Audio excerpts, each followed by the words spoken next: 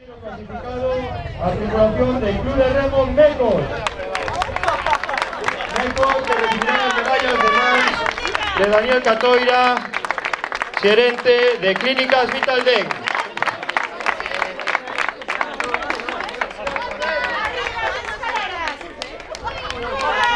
Un fuerte aplauso para Rafael.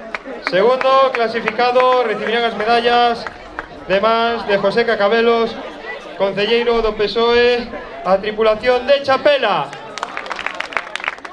Primeiro clasificado, campeón, recibirán as medallas de más de Xan Lamelas, concelleiro de Esquerda Unida, así como trofeo de campeonas de más de Freddy Bea, concelleiro de Deportes, a tripulación de Cabo da Cruz.